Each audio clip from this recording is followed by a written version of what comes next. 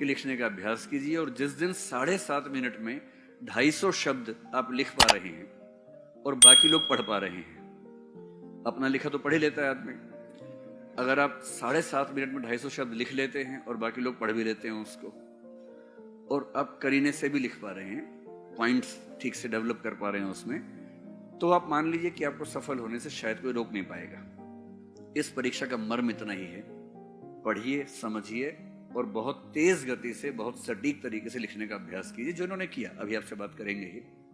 IAS बनना बहुत आसान काम है, मैं आपको बता रहा हूं, मुश्किल नहीं है एकदम।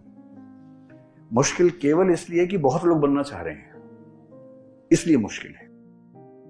अगर कोई ये कहे कि आईएएस बनना अपने आप में बहुत मुश्किल काम है, जैसे माउंट एवरेस्ट चढ़ना, ऐसा कुछ नहीं है, आसान काम है।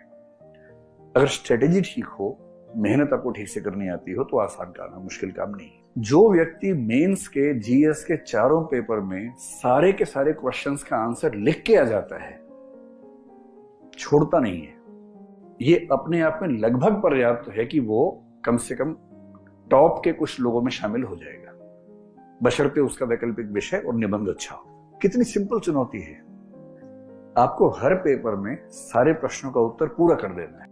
एक मेंबर ने एक लड़की से कहा, इंटरव्यू लिया, पूरा इंटरव्यू हो गया, वो उठी, thank you sir, thank you sir, thank you madam करके बाहर जाने लगी। तो चेयरपर्सन थोड़े मजाकिया किस्म के आदमी थे, उनको लगा जरा मजे लेके देखते इस बच्ची के।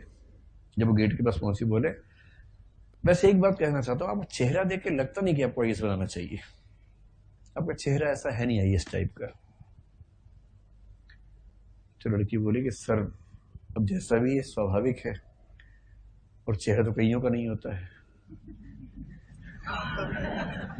ये कह के निकल गई। भाव ये था कि आपका कौन सा है, और वो कहते कि आईएएस बन भी गई।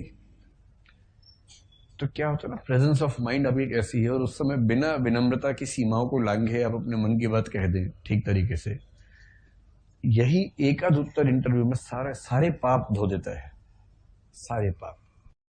अब जिंदगी एक ही है, और दिक्कत है कि उसी में प्रयोग करने हैं, उसी को जीना है।